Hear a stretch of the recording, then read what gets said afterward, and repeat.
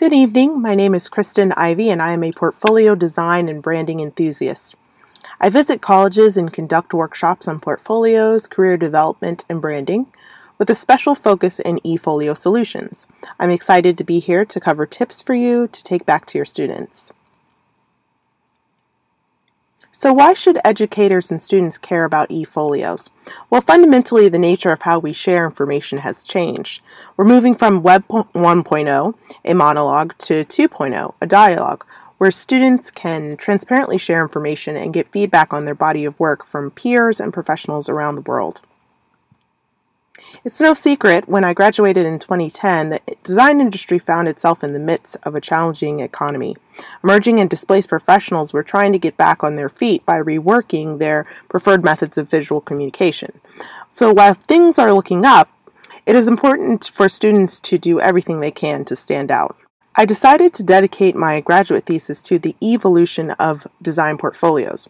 Similar to Darwin's theory of evolution, the design portfolio evolves and adapts to its changing environment to remain relevant over successive generations. So moving from loose sheets of paper and original work to CDs, flash drives, and mobile devices. It's important to define the differences here. Traditional design portfolio is generated and viewed in printed format. A digital design portfolio is viewed via computer-based media only rather than printed, so electronic equals digital equals paperless. And students and professionals ranked e-folios based on their pros and cons. So some pros include easy to disseminate quickly, instantaneously accessible, easy to transport, and sustainable. And some cons include lack of tactile sensation, lack of display of craftsmanship, and lack of control or awareness of end user and successful representation. My study concluded that the interior design industry is evolving. Professionals are exercising the digital screen when considering candidates. A combo of traditional and digital portfolios is ideal as enhanced by social networking.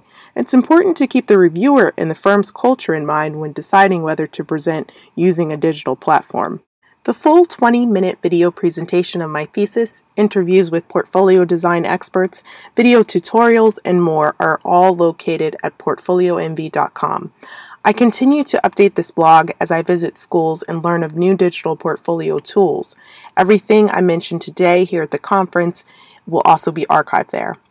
So the first step is creating a website that will host students' very best work, and this will serve as a preview. So the days of creating websites from scratch are over. Host sites provide user-friendly templates for students to customize their work, so the most challenging exercise is selecting and preparing the best pieces for digital sequencing. Creating an ebook or digital magazine is great for portfolios or even graduate studies or thesis.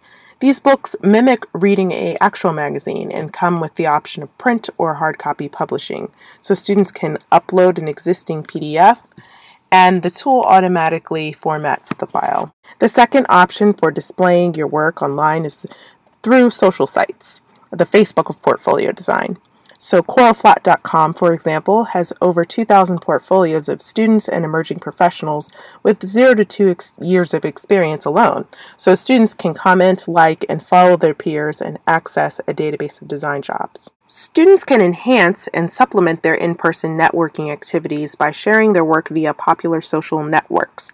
Students should establish a voice online rather than a static presence, engaging professionals on topics of interest. They should remain professional, as anything students say online remains online. Blogs are social networks too. And since it's never too early to start thinking about a design portfolio, students now have the opportunity to archive their work as they progress through an interior design program, posting on an annual, monthly, or even daily rate.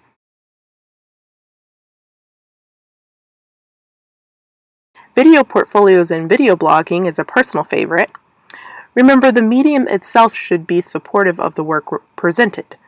For example, if photorealistic rendering is a student's strong suit, video ensures image quality is maintained and supports dynamic features such as 3D fly-throughs.